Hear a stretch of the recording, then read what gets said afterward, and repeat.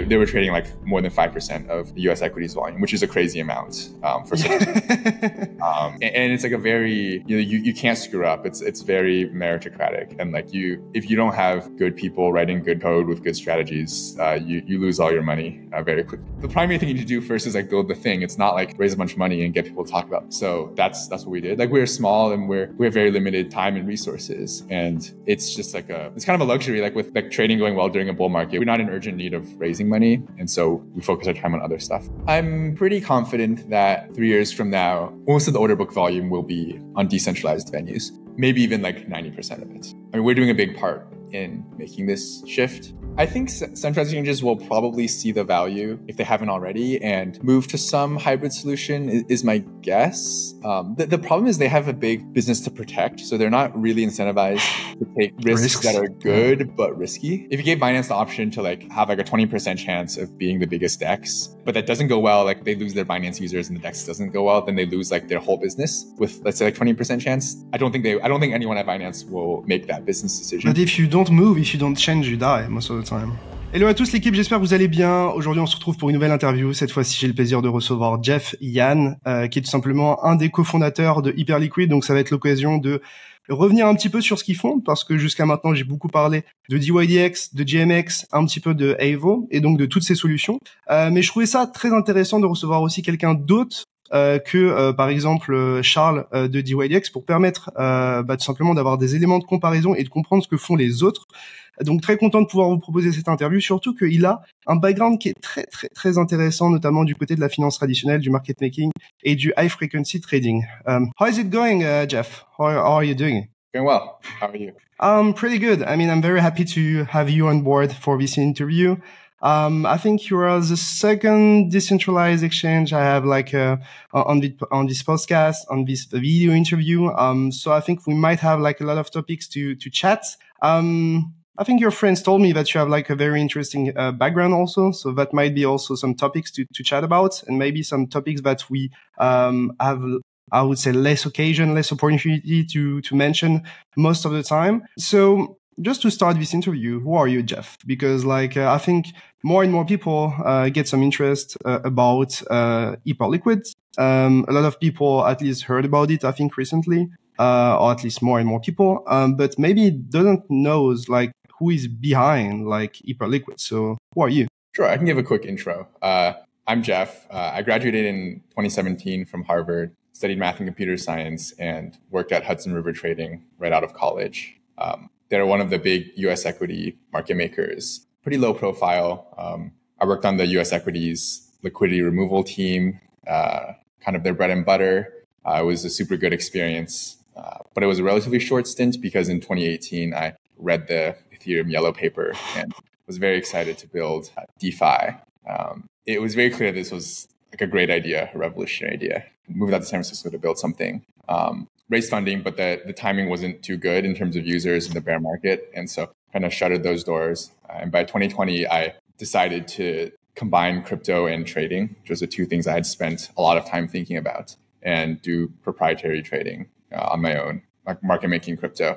So grew that out, scaled that. The timing was very good this time and kind of scaled it with the bull market. So from 2020 to 2022, we were a very large footprint on most of the major centralized exchanges, very low profile, like no public facing components of the company at all. And then around when FTX crashed last, I guess now 2 years ago, we suddenly saw the opportunity. We were already trading on DeFi, quantitative trading on different protocols, and we saw the need, which was a good platform that traders can trust, but that actually where users retain control of their funds and there's self-custody and full transparency. All these values of crypto finally felt emotionally important to the users. And so this dream from 2018 that I set out to build, finally it was clear that it was the right time to build it. And fast forward to now, maybe a little bit more than a year later, and Hyperliquid is our sole focus. And over the past few months, I think it's seen quite a lot of exponential growth. So just yesterday, there was around $1 billion in cumulative in daily volume, and it's been averaging maybe half of that, and very much on metrics like organic users, open interest, all these measures of sort of real adoption. I think Hyperliquid has basically risen to the top of DEXs, and that's been really cool to see, and it's really inspiring to us to keep building. Well, like, how was it to work in the traditional markets, traditional finance, and what were you studying before like arriving in these kind of companies, like market making, or at least like involved in the traditional finance? So I wouldn't say market making is too similar to traditional finance. To me, it's more similar to doing some research at the intersection of math, statistics, and computer science. It's kind of hard to explain. Like, people often think you need to study finance and understand economics, or you need to really understand math and theoretical stuff. It's not true? I think it's neither. Neither one is true. It's very much, I think the most important skills are being very good at programming, but also having a lot of common sense.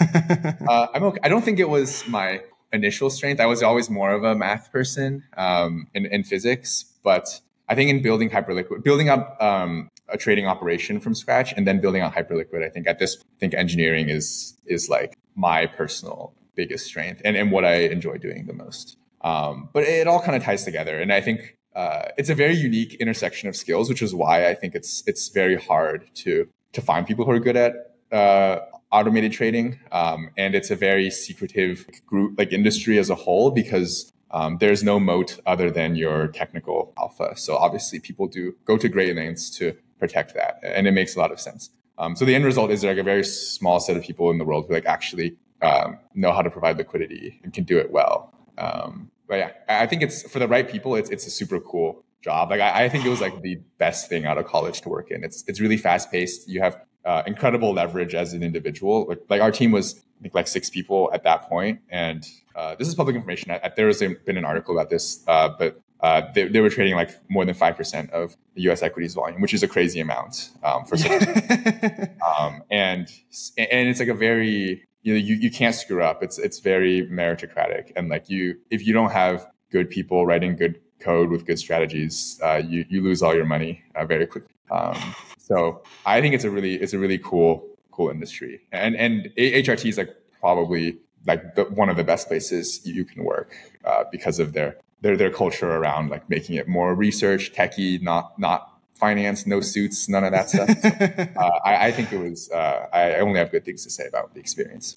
Did you had like more constraints compared to the constraints you have now, like in crypto, because of the regulation? Did you have like more limits to like operate on the markets, or was it like more on the like legal departments and you can do whatever you want, like on the market making and mathematical side of like the models and everything? It's very different from crypto. It's almost as different as it can possibly be. So like my job was very abstracted away from trading. Like I never really thought about trading that much. It was very much more the intuition was grounded in the markets, but the day-to-day was much more technical and mathematical. I think they think very deeply, and they at HRT at least they've been around for decades, so there's a lot of institutional knowledge there, and so you're kind of looking to improve upon the work of just like hundreds of people over decades of hard thinking. And so like at that point, you're not really thinking like, oh, what does it mean to place a buy order? Like you're not really touching that stuff. It's much more, it's kind of cool. It's like you're working on this very hard and clean problem. But in crypto, right? So I guess to answer your question, in some sense, there are limits in that like you're not touching the raw trading. And it's very good for people who are good at math and computer science to just go in and solve these hard problems. I think when trading crypto, you basically have like no time to think about any of that stuff. There are just so many, especially when you're building it out from scratch, there's so much stuff you need to get right in terms of just like building infrastructure. And I had no experience doing that. So it really was like just thinking about it and playing around. And like I wrote my first script in Python, and then it was okay, but then it like wasn't fast enough. So I had to like learn Rust to like code it up from scratch and like redo it. And so there was a lot of learning there, but it's very much not a theoretical problem. It's like, how do I get data quickly? How do I process it all without being behind? How do I like place my orders in a way that they get executed well? there's like so much work there. So pretty different. And I guess crypto, there are fewer limitations in the sense that like the API is very open to the public. Like anyone can connect and start trading. And so it's really good for newcomers. Whereas for something like US equities or futures, you probably need like $10 million to just like start of like initial capital investment just to get all the connectivity. Yeah. And all that stuff. So like everyone cannot work like with with those markets in this industry. Basically, there are like kind of limits and barriers on and like yeah. So crypto is cool in that sense. Like that I think like it's just like one of the various reasons that crypto I think is the future. It's more open and hope it stays that way. And so when you decided to move away from like the traditional finance and markets and decided to work like in the crypto industry, like, was it like an easy choice? And also, like, did you get like some of the people working in your previous company or like at least in traditional finance, like into crypto? No, it was very hard to recruit people because I think when you tell someone who's working at a comfortable job on Wall Street, very well paid and everything, I guess. Very stable, very comfortable. Like you have all the perks of a good tech company and you say, hey, like, can you drop everything and and trust me? It's pretty hard. So I've very much been like I started building the initially want to build a prediction market and then kind of pivoted to like option order book stuff in 2018. All this was like I kind of left and just spent 5 months like building it on my own, and then ended up working with a friend for a bit. But then when going back to trading, it was like back to myself. It's like very much I find it hard to like really explore if you hire like a big team, and even if you can convince them, it's like you kind of like are setting yourself up to do something big. Whereas initially, I think it's really important to just have free reign, be on your own, like no pressure, and try new things. Yeah, and try new things, like learn. And I think it's a really magical time. I think it's for myself. It was nice to do that personally, at the beginning. I mean, now we have a big team, or big-ish, like 8 people. Bigger.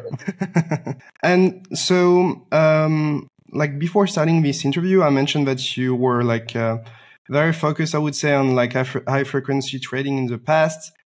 Maybe could you explain like what is high frequency trading? How does it work in traditional finance? Does it exist like in crypto? Have you been like doing high frequency trading in crypto? Like all these things, because I believe there is a lot of like misconceptions around high frequency trading, and also like some mysteries, you know. People don't know this part of trading. They have no experience in it. They know they don't know people working on this. So maybe that would be great to have your insights and maybe understand how it works. Sure. So the idea is simple. I mean, you have an order book. So almost all of TradFi is trading through order books. There's some auctions as well, but by and large, it's order book, and it's the sort of tried and true method of matching buyers and sellers in a way that's good for everyone.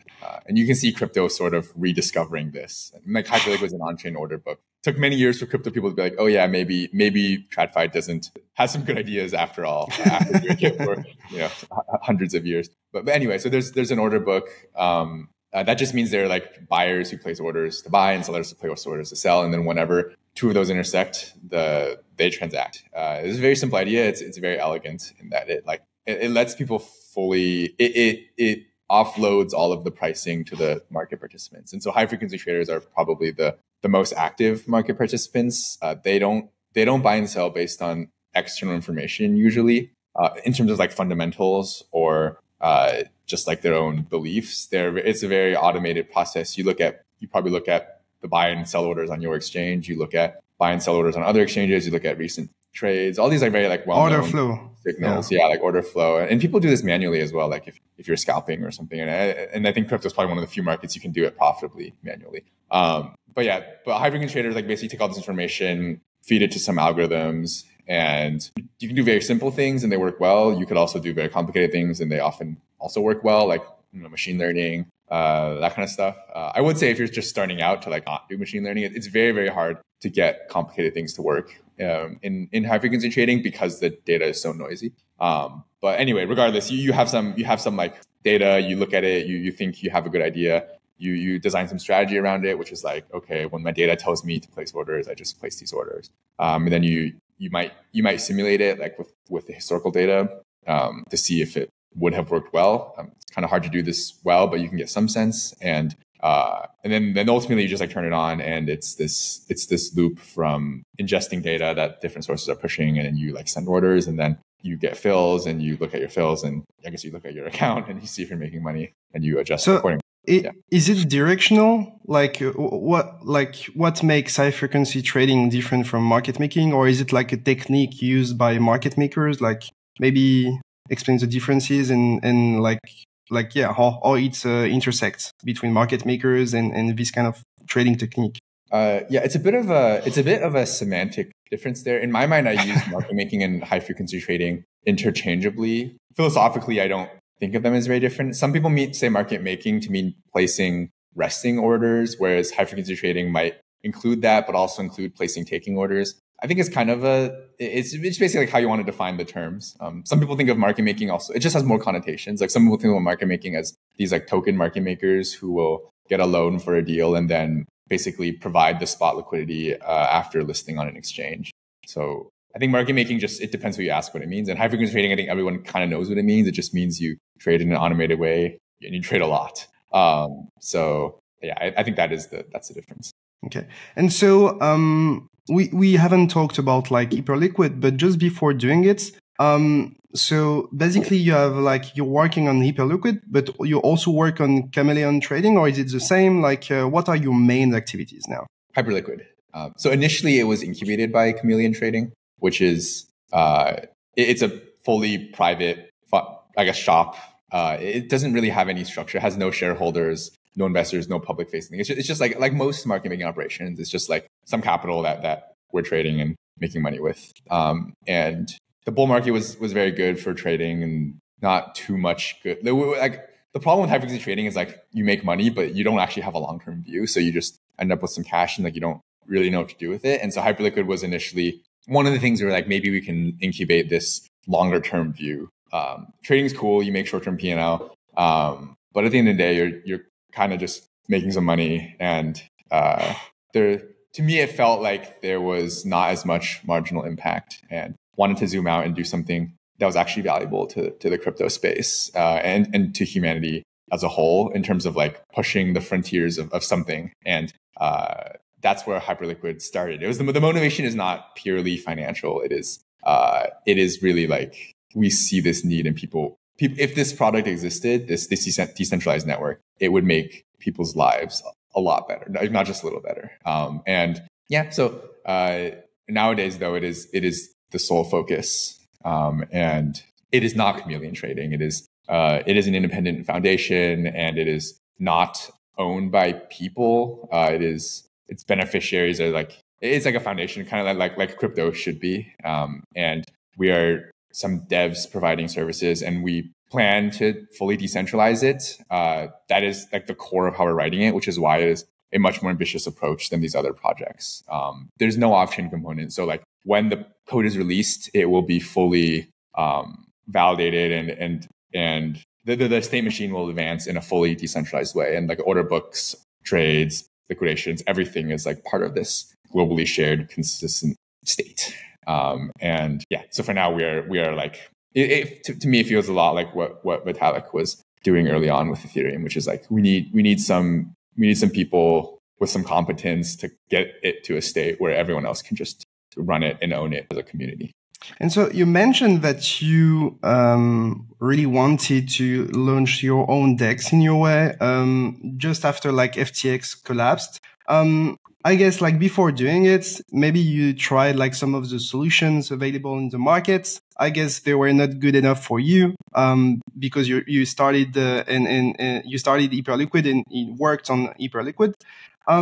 What makes Hyperliquid different from the other platforms available in like decentralized trading solutions available? Because so far we have like multiple actors and participants in terms of like decentralized trading derivative solutions available, which I personally use. I was mentioning dYdX, GMX, Veut, and other ones. So what makes you different? Like, is it like the vision and approach you have? Is it like the features? Is it like the liquidity? Like, what are the main components that makes Hyperliquid different and that makes, in your opinion, like sense for the future?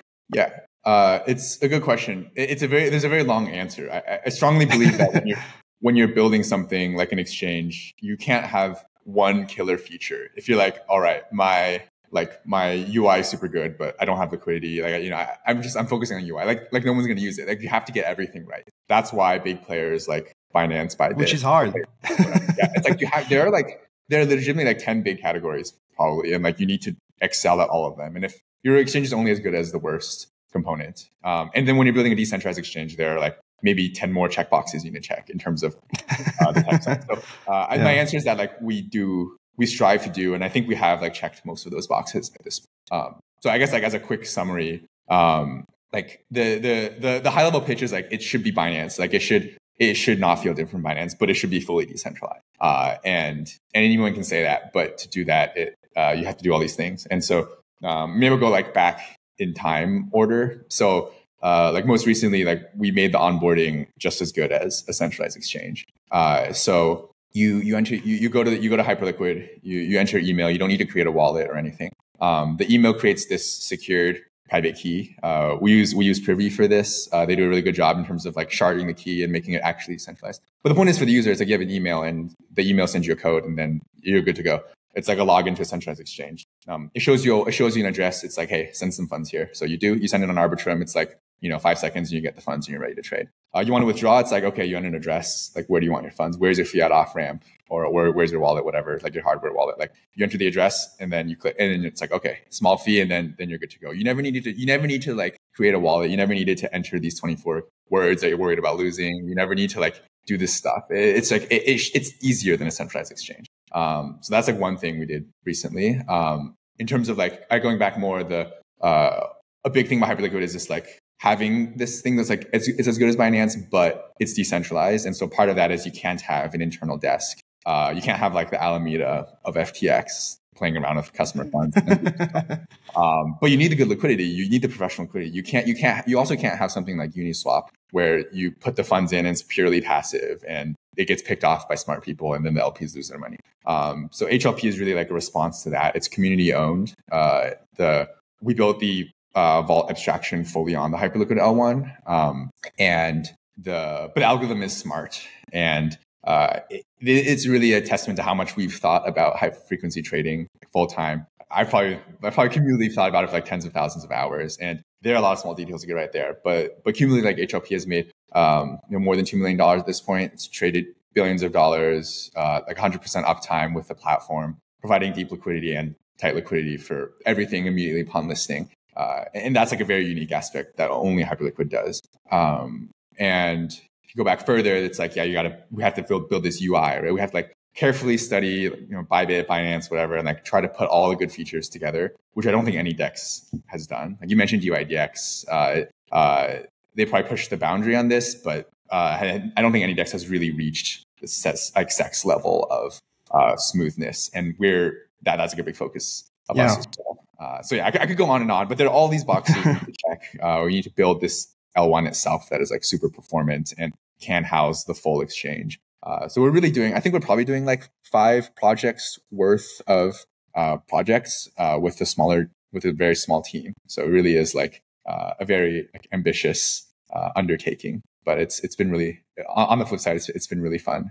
Inspiring to see people use it. Could you maybe mention like a bit like what were your thoughts before creating Hyperliquid technically? Especially you mentioned that Hyperliquid is decentralized using Arbitrum. Why choosing like Arbitrum? Like how does it interact together? Why did you not choose, I don't know, like other layer 2s or like, I don't know, Solana or other things? Like how is it built technically? And why did you made those decisions technically? It's a good question. It's a common misconception that Hyperliquid is an Arbitrum app. This is my fault because like basically whenever you interact with it, it's linked to Arbitrum. So I wasn't sure about it. So the funds bridge from Arbitrum. the problem with building an L1 is great for, and I think I strongly believe it is the only way to build a good perps DEX. I can go more into that later, but one of the big problems with an L1 is that you don't have native assets of value on the L1 until the L1 gets big. So there's a chicken and egg problem there. When you're big enough, it's fine. Solana has native USDC now. They've solidified themselves, and it's a bit of a moat there. But with Hyperliquid, to get off the ground, a new L1 usually bridges from another chain. And we strongly feel like the bridging is super important, but it's not that important to get every single chain bridging to your chain. A lot of projects get stuck with that and don't make progress further. Our thought is, okay, Arbitrum has a lot of liquidity. GMX did a super good job attracting retail, and there was like billions of dollars just sitting on Arbitrum already. So we just start with those users, and then the users will come. And now with the centralized exchange flow, like you can just deposit, you can withdraw from Arbitrum from any major centralized exchange. And so we were clearly proven right there. And people want to use Hyperliquid, they figured out how to get to Arbitrum. And so that's why it's just Arbitrum, and it feels like an Arbitrum dApp. It's fine. The bulk of the action on Hyperliquid happens on the Hyperliquid L1, and you just don't realize it because you don't need a separate wallet. You don't need to do this weird signing stuff. You sign once, it's like a delegated signature, and then there's a temporary address that then lives in memory and trades on your behalf, but doesn't have permission to withdraw. And we think this is like the right compromise for users. And the net effect is users don't even realize they're trading on the Hyperliquid L1. They don't need to confirm every order. They don't need to like see the Hyperliquid L1 anywhere. It's for them, and it's just a smooth exchange. I didn't notice it, so. Yeah. But behind the scenes, there are these validators. They're validating the Hyperliquid L1, which runs the whole exchange, the order book. Every time you place an order, it matches against someone. Every time, hopefully you don't get liquidated, but let's say you do.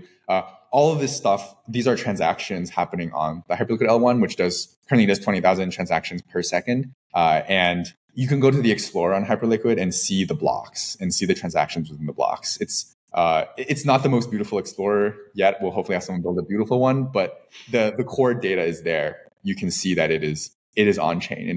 There's no centralized component of the system. And I think when people realize this after using Hyperliquid for many months, it's usually an aha moment. It's like, wow, like I'm not actually trusting my funds with anyone. You're trusting with the validators, I guess, but that's the same with any bridged L1. And it is, you can see how this thing scales to become this community-owned decentralized exchange that has all of the volume where no one needs to trust anyone else anymore to take on positions, to hold their funds or anything. And so like your L1 is dedicated to Hyperliquid, or do you plan to have like, I don't know, like other trading venues and platforms like using it? Like what's your plans like when it comes to that? Because creating your own L1 is like it feels complex and hard to do, and also has like some risks, I believe, in terms of like the uptime, the security of the assets and everything. So yeah, how do you see the L1 like future of on your end? It's a good question. I think right now the focus is really, like you said, it's a dedicated L1. I think another big issue with crypto, with the space as a whole, is that are too focused on building infrastructure. And at the end of the day, you can have a really cool L1, but if no one wants to build on it, what's the point? And Hyperliquid is the only team that I know of that is jointly optimizing the full stack. So I say jointly optimizing, I mean like, I guess it's kind of like a math term, but it's like if you have an optimization problem and you have a lot of variables, you could just pick one and like start to tweak it and optimize whatever. But you really need, like, to really find the global maximum, you need to be tweaking every variable at once to arrive at this, like the peak of some hill that like you can't find by just walking in a straight line. And that's really like what I think we're doing in terms of the axes here are like infrastructure, user experience, liquidity provision, the L1. It's like it is everything, and it is essential to building a good perps DEX. So we don't do it because it's fun and we think it's a cool problem. We do it because it is the only way to build a perps DEX that is decentralized, performant, and user friendly.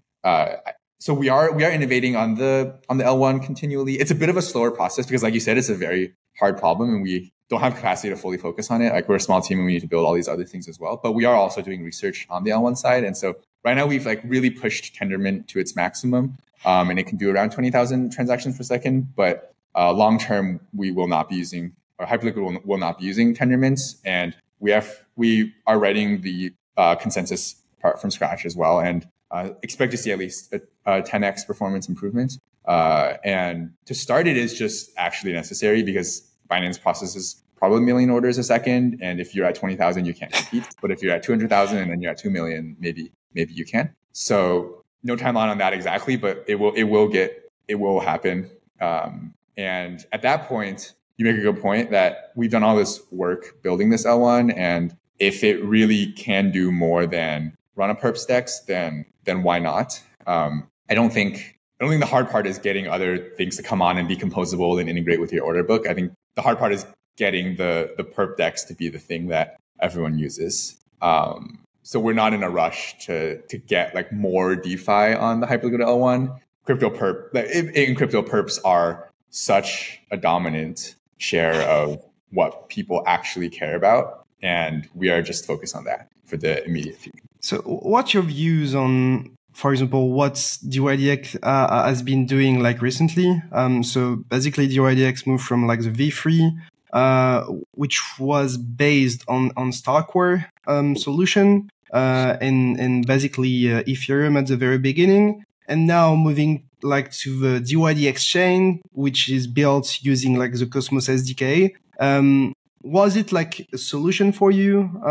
And how did you thought about like this option, which is basically using like the Cosmos SDK and doing like the same thing as like dYdX? We looked into that. Our initial plan was pretty similar to something like dYdX v3, or maybe what some projects like Vertex are doing. It's a tried and true model, but we actually built this out entirely on the Arbitrum testnet, and actually ran a trading competition on testnet and just see if it was usable, and it was usable. But there are two problems. It's the big one, I think, is that this is not actually a way to fully decentralize. You'll always have this centralizing component of operating the order book, certainly with the V3 model of dYdX. And another component is like you don't actually get performance you need either, because all matches actually have to happen on the L2, and L2s are cheap, but they're not that cheap, and they're pretty fast, but they're not that fast. And you see Arbitrum having issues sometimes as well when there's like crazy demand with the inscriptions lately. And if you're using a shared resource, like you are, at the end of the day, you are sort of subject to the whims of the other people using that shared resource. And it could be cheap, it could be 100x better, it could be 1000x better than Ethereum, like gas prices, but it will never be the dedicated chain you need. Where like when people want to trade most is when things are moving and when there's a lot of demand for the chain. So if gas then spikes 10x at that point, it's really not a good experience. So those two things combined, we sort of thought long and hard and decided, we just have to build the L1 ourselves. And I think dYdX model V4, the V4 model for dYdX is cool because it does satisfy the decentralization requirements, but I guess the jury's kind of out on whether it will scale to like full decentralization of the nodes. I think right now the holders are still somewhat concentrated, and they're probably incentivized to stake behind the nodes operating honest first in first out order books. But as the supply decentralizes, with the order books being off chain, there's not that much in place to prevent egregious MEV in terms of not ordering transactions correctly, and maybe even like picking off orders before the person gets to cancel them. And I think there's some plans around social slashing with dYdX. I'm not an expert on this stuff. Yeah. I personally am of the opinion, like with consensus stuff, if it hasn't been proven to work, you probably shouldn't assume it's just going to work. And that's why we took the alternative approach of like, it's like a technically harder problem to build in L1, but you can see with Ethereum, the problem of MEV is the scope is sort of at this point well studied, and it decreases with the block times. It has all these nice properties. You can have MEV auctions to really socialize the MEV gains to the holders. And there's like a lot of research there, and like all of that just applies to any custom L1, like proof of stake, one block finality custom L1s. And so we believe long term that it is actually a safer and more decentralized bet to build this way. So lately we've seen like more and more interest around like Hyperliquid. What did it change on your end? to have like more interest, more trading volume, more users, more everything basically. So what changed like on the operational side, maybe on your vision side of the future of the Hyperliquid, excuse me? Like how did things evolve like for, I would say the last 2 months? It's a good question. We wish we knew all the answers to these questions. My big belief it's dangerous to be like, oh, we'll build something and then the users will come. Like that's a standard trope of what you're not supposed to do. But on the other hand, But it worked. Yeah, but when you build something that's so good, not to toot our own horn too much, but when you build something that's like just like actually a lot better than other products, it is in itself like a good form of marketing. Our team is good at a lot. We're a very spiky team. We're very good at building infrastructure. We're good at thinking about how a DEX should work. Good at thinking about markets, market structure, liquidity provision, what traders want. But we're not good at generating hype on social media. We're not good at branding ourselves as these like really whatever people want to hear. We're not good at going to VCs with an idea and raising at like a crazy valuation and getting hype that way. Like these are all things that I think crypto as a whole is actually very good at, but we happen to be very bad at. And so I think this like spike you see of like people using it organic is largely just like people finally realizing organically that this is like a great place to trade. And it is, there's this dedicated group of people who are working to make it better and taking user feedback, doing things the hard way but like in a way that scales. And I think people realize this and start to tell each other. And it's like, I always like to say like our marketing spend for typical month is $0. Like, we don't pay anyone to show it.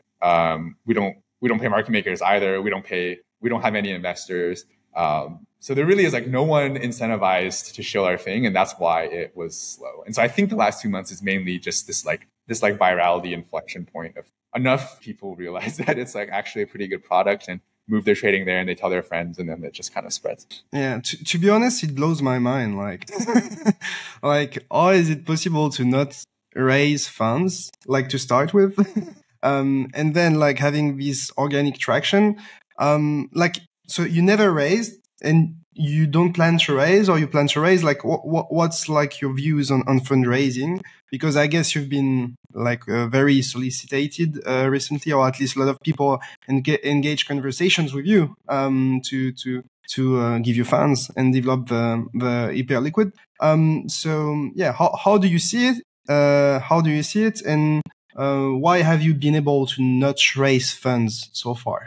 I think this is an interesting question because lately, like we've seen, like everyone raise like shit ton of money, and sometimes they don't even get some traction. And so, raising funds and starting to do things, and then do an airdrop and everything is kind of like the scheme now. And so, how did you went out, at least on the fundraising, out of this scheme? Yeah. I think a lot of teams raise funds mainly because they need some money to do stuff. And so we had the luxury. Like I said, Hyperliquid is not about making money. And my conviction in it is stronger. Why? Enough. Because like at the end of the day, like the goal is like, the goal is that the service is used and then it makes money at the end. So probably for the order of the token, like a future token or something like that. But you want it to be a solution that is used and then like as a consequence makes money, I guess, no? Oh, for sure. Yeah, I think the protocol is extremely valuable and will continue to accrue more value. I guess what I'm saying is the immediate goal is not to make money. I think if you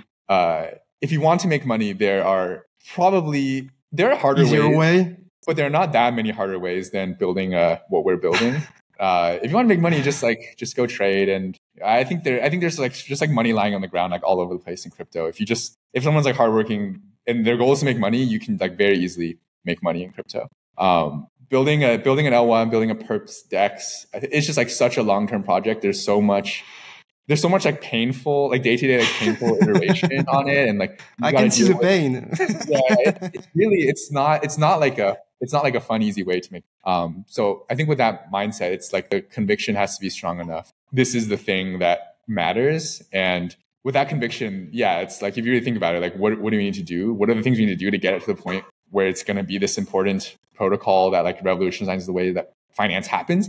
The primary thing you need to do first is like build the thing. It's not like raise a bunch of money and get people to talk about it. So that's what we did. Like we're small and we have very limited time and resources. And it's just like it's kind of a luxury, like with like trading going well during a bull market. We don't need to we're not in urgent need of raising money. And so we focus our time on other stuff. I think that there's nothing wrong with raising money. Because you're tech guys also, and that you can build it like easily. Yeah, we're not particularly good at raising money necessarily. Well, we haven't tried, so like maybe. But yeah, I think like at some point it does make sense. I think like raising makes sense when there's like when the value add to the protocol is useful. And for most protocols, raising early makes a lot of sense because you need money to like starve. But if you don't need the money, then yeah, it's like the question is like what value do VCs add? And I think a lot of good VCs add a lot of value that's not monetary in terms of getting traction, getting the validation from an external source. I think in terms of like the token is probably very beneficial to like set up some expectation on what the price should be if you have a priced round. I think it's all like very valuable things that like really like VCs are the best at doing. So we never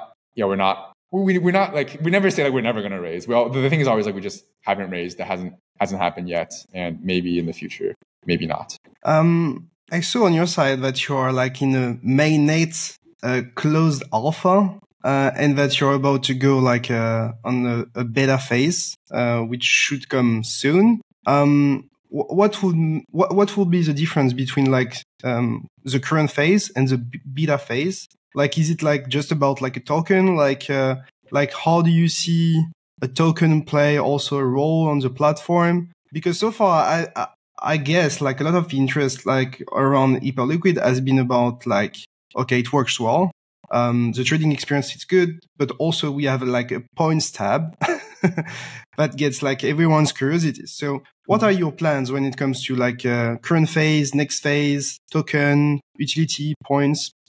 Can you tell me more? Yeah, so there will be a token eventually because the network is a proof of stake. It needs some token to do the delegated staking, and there needs to be a token for decentralized governance as well. There may be other value accrual, and we also don't have anything concrete to say about the token because it just like doesn't exist yet. But eventually there needs to be one to decentralize the network.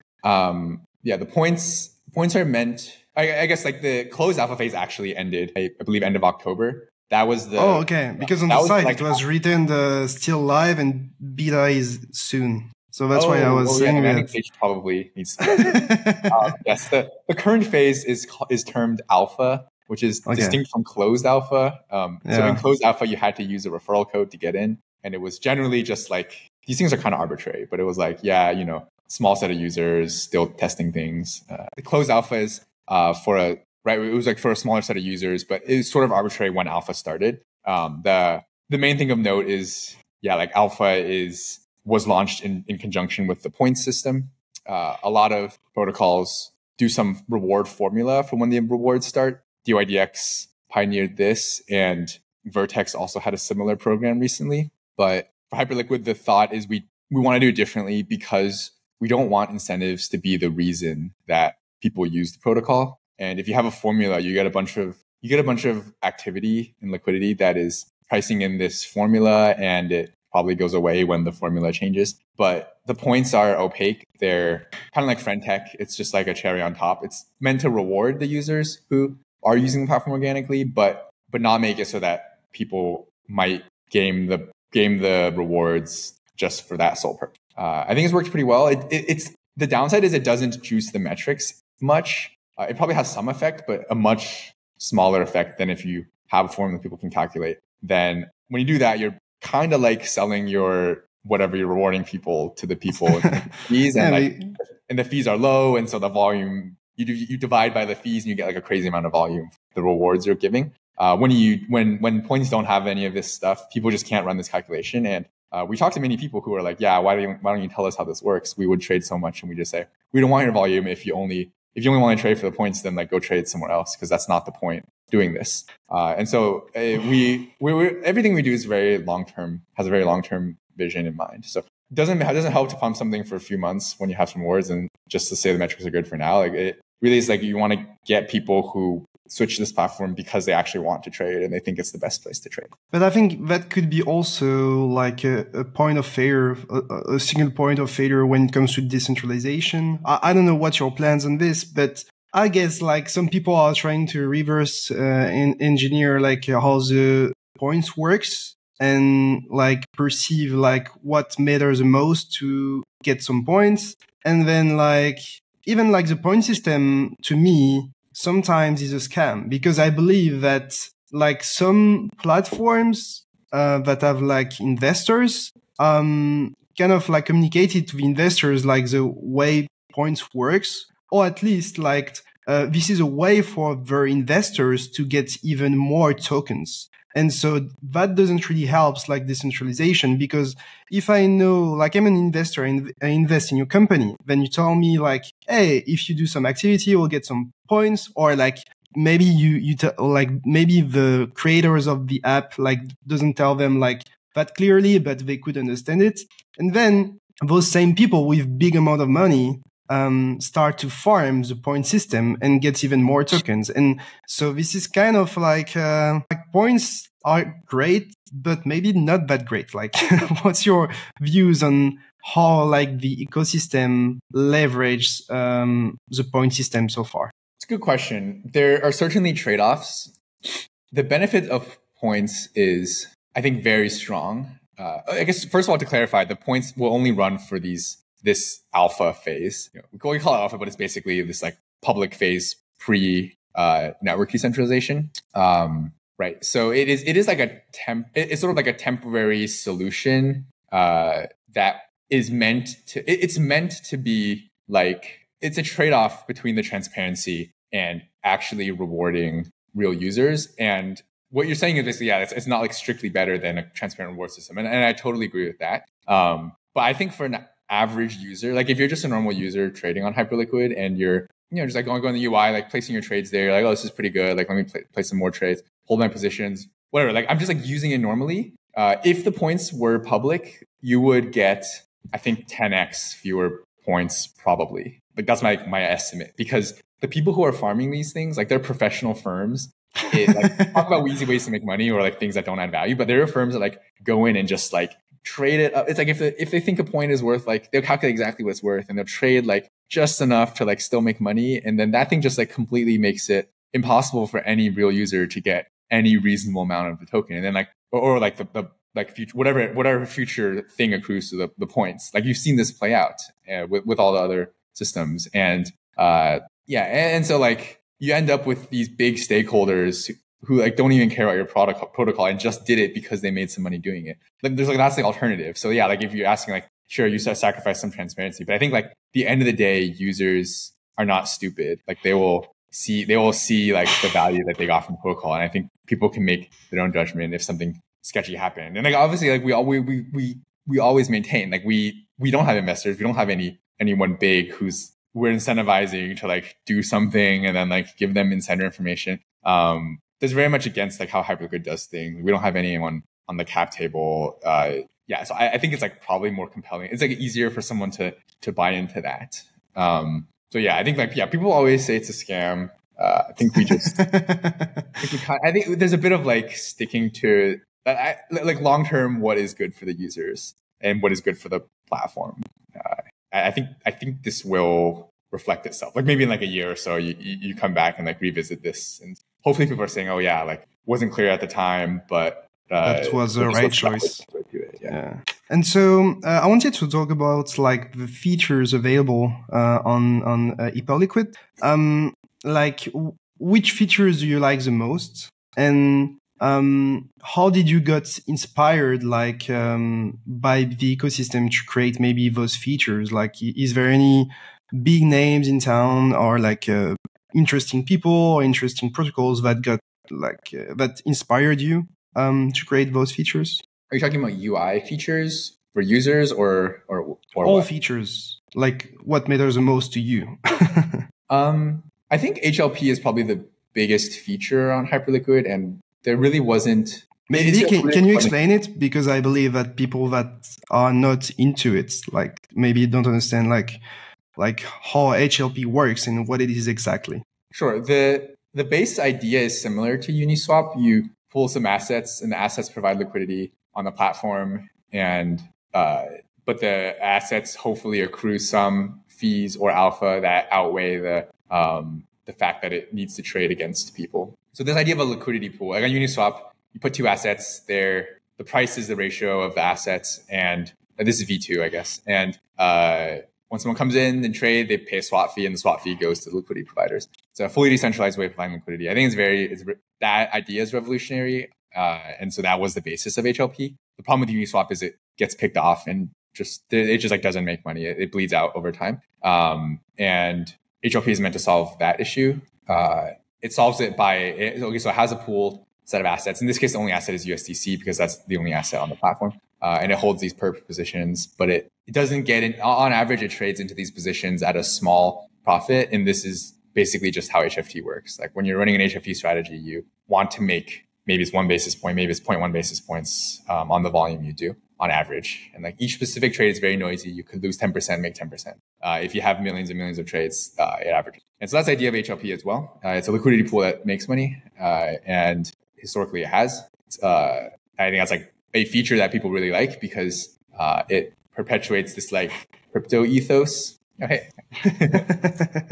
Sorry. It perpetuates this crypto ethos of community ownership into this traditionally the central limit order book, which is traditionally very dominated by a few big players. That's probably the biggest feature, I would guess. I guess on the UI, we're trying to build the features that are loved by professional traders. We're seeing more and more big users on the platform. Like there'll be addresses trading, like hundreds of millions of dollars per week, or maybe even like on a big day, someone will trade like $100 million, and like they're doing it through the UI. They're not doing it through automation. And these traders really care. Like they will spend like the majority of their waking hours like on your platform when they decide that they like want to be trading. And so like really making their experience optimal is a big focus of Hyperliquid. And so starting off, it's like studying what the centralized exchanges do. We have scale orders. We have different types of TPSL associated with your orders, associated with your positions. Basically just going through and like, we basically rank order all the features that Binance Private have, and we do them in the order of importance. I think scale order is like the most recent interesting feature. It lets people scale like limit prices that are lower and lower for bids or higher and higher for asks. I've been using it, so cool. I like it. Yeah. And then like TWAP is coming soon, which is another big one. Lets you execute a position without too much immediate slippage. Basically like dollar cost average effectively into a per position. Like cross margin, isolated margin. Basically, I guess like everything that a professional trader needs, we want to build. And they're hard to build because the L1 is decentralized, and we have to think about how it plays into all this thing. But we'll find a way to make everything work at the end. What are like the most exciting features that will come to Hyperliquid? We've seen basically dYdX thinking about launching permissionless markets. Is it something you have in mind? Because like, in my opinion, this is like very, very, very interesting. And that really helps like the DEXs, in my opinion, being competitive and having like an advantage, because you could trade things that you could not trade on centralized exchange. And this is something I've seen also with Hyperliquid, like launching pre-launch tokens. Being able to trade tokens that doesn't exist yet. So personally, I've been trading Jupiter mainly. Maybe what are like the big features coming in? Are permissionless markets coming on Hyperliquid? And Hyperliquid is designed to be permissionless at the end of the day. So there's not a separate feature of permissionless markets. The Oracle is built into the L1. The validators publish Oracle prices. So in some sense, all you really need for permissionless markets is, the code needs to fully mature so that you can decentralize. Like that is like the biggest technical hurdle, but that's the long-term priority anyway. And then you just need some mechanism for validators to agree that like on an Oracle source and publishing that to the chain. Once you have quorum of stake publishing something, then, that's really all you need. So that is how it will work along. Maybe my point is like, it's not permissionless markets, it's permissionless everything. That is the goal. So maybe permissionless UI or something like that. So maybe people can build their own like UI terminal, whatever, just on Hyperliquid. If people are already building integrations One of the first that integrated was logX. They're this cross-chain aggregator perp protocol. They're one of the first to integrate Hyperliquid. They do a decent amount of volume routing. So they actually route like supposedly a bunch of venues, but basically like I think like 80% of the volume goes to Hyperliquid because Hyperliquid has the best liquidity and best prices. This is very interesting because sometimes you don't really care about like the platform. You care about like having the best price and the best liquidity. Yeah. So they built the front end. So like their users are using their front end, but they need to route the trade somewhere. And so that they're just using Hyperliquid as a backend. And we're like totally happy to support that. And we're seeing a bunch of other integrations, start and are in progress. And we are avidly supporting that. It's a very different model from centralized exchanges where you want to keep people on the platform. For us, it's, there's nothing better than people wanting to build different parts of the stack that are redundant. It's kind of like client diversity in Ethereum is like a big discussion. I think like front end diversity for DEX should also be an important thing. Like otherwise, it's not really a DEX. Yeah. End of the day, like no part of the system should be both centralized and essential to you. I would like to end this interview with like one or two questions, like not 100% related to Hyperliquid, but mostly like you. So for example, like what is your vision of DeFi for like the next 3 years? Like what will change in your opinion? I don't know if it's like on the tech side, on the user side, it's on the regulation side or whatever. Like how do you think we'll see this ecosystem evolve and maybe grow? Is there any like things that will grow more than others, or like things that you anticipate like changing a lot, for example? Yeah. That's hard, I know. Yeah, 3 years is an interesting time frame. I think one cycle. Sure. I'm pretty confident that 3 years from now, most of the order book volume will be on decentralized venues. Maybe even like 90% of it. I mean, we're doing a big part in making this shift. Why so? There's several reasons. One of them is that it is just, I think the main reason is just that it is a better way to do things. Like, why do people use crypto at all, right? Like, why don't people just buy stocks or like gold or something? It's because by and large, it is because they think it's a better way of doing things. And this, I think, is a very powerful idea. I think if you just zoom out into like how humanity has evolved, it's, we started off very like decentralized, right? Just like a bunch of animals doing whatever. But there's this like shift. And I think like when civilization started, it was like very centralized, right? It's like the king kind of has like all the value. And then they're like, have like serfs or whatever, like slaves doing, it's like very, nowadays we look back and we say, oh, that was a dark time. And things are progressing to be better, right? Like democracy was like a very, very big innovation there. But like who's to say that progression, it has to stop with where we're currently at. And I feel like crypto is like a further extension of that. It's just like humanity is being better. And so, like you ask like why on a DEX? I think the reason that people don't trade on a DEX is because the DEXs suck. But if DEXs are good, like people like evolve towards doing things in a way that they have agency and independence and do not rely on trusting someone like FTX to hold their money only to lose it all, and then to trust the lawyers and the legal system to like give them back their money when in fact like it's more than whole, but the lawyers are just gonna like probably bleed it dry until it's like you get back some like measly fraction of what you had. And like in either of the case, like they're like two big centralizing factors that like screwed over all the like real users. And so the question really is not like why would they switch? It's like you just need to build something that is good enough for users to compel them to switch. And so like I think that'll happen in the next 3 years. I think in terms of like crypto specific things, probably like one big view I have is that you need to build dedicated L1s for the most important applications. I think there's still a lot of focus on infrastructure in crypto, and that's cool. I think people build a lot of cool small things on decentralized like smart contract platforms. I think like FriendTech was a really good example. But I think by and large, what crypto needs is like sophisticated, complex protocols that work well under load that are actually decentralized. And I think for these things, it's impossible to build them, or it's harder to build them on a smart contract platform than on an L1 if you want them to really scale and like displace centralized exchanges. So I think that's probably like my more contrarian take. And so you mentioned that in your opinion, like DEXs will take most of the traded volume.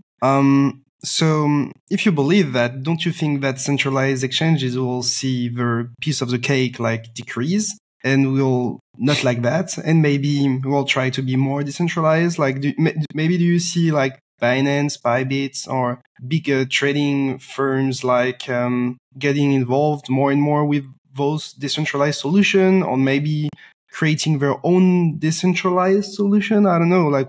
Like how do you think they will move into this new paradigm, or at least new environments? Yeah, I think centralized exchanges will probably see the value if they haven't already and move to some hybrid solution is my guess. The problem is they have a big business to protect, so they're not really incentivized to take risks that are good but risky. Like if you gave Binance the option to like have let's say like have like a 20% chance of being the biggest DEX, but that risks Binance, like let's say that, but that doesn't go well, like they lose their Binance users and the DEX doesn't go well, then they lose like their whole business with let's say like 20% chance. I don't think anyone at Binance will make that business decision. But if you don't move, if you don't change, you die most of the time. Yeah, this is kind of just like how capitalism works, I think. Like if you look at Google, right? Like why did Google not build like all the startups, right? What like I don't know, like why did Google not build OpenAI? Like they have DeepMind, sure, whatever, but like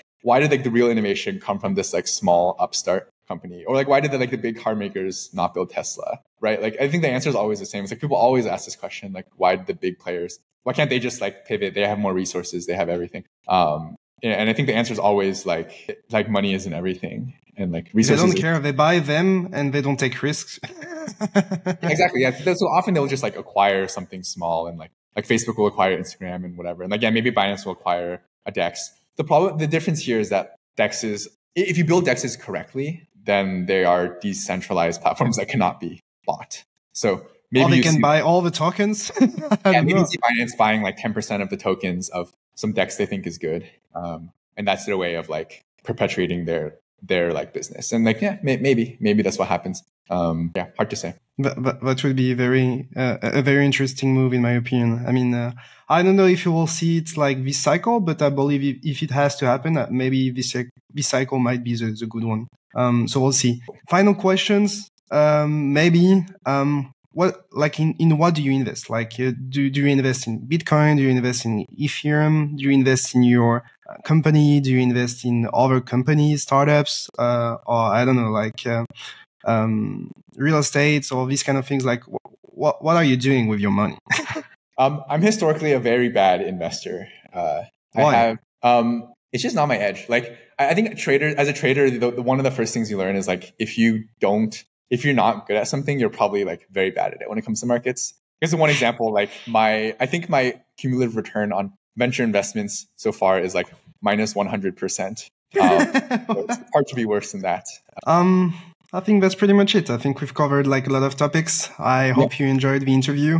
Thank you very much for your time and for all this. I hope the people watching us until the end of the show liked it. And maybe final words, final thoughts you would like to share about like maybe what you're doing, where we can follow Hyperliquid, what's next, or general advice. Final words. Yeah, thanks for listening. Thanks for having me on the show. If you're interested in Hyperliquid, I would say just please try it and let us know your thoughts. Follow us. You can follow us on Twitter. The Discord is very active. I think it's like probably the most active DEX Discord, and we try to keep it like actually high quality. So people go there and don't just talk about Hyperliquid. You know, people talk about trading. People talk about DeFi, like what's going on in the markets in general. So it's like, I think it's generally like a very good group of people. You know, pop in there and share your thoughts, share your feedback. We try to be very responsive with that stuff. Yeah, and I think that's it. Thanks for having me on. Thank you very much, Jeff.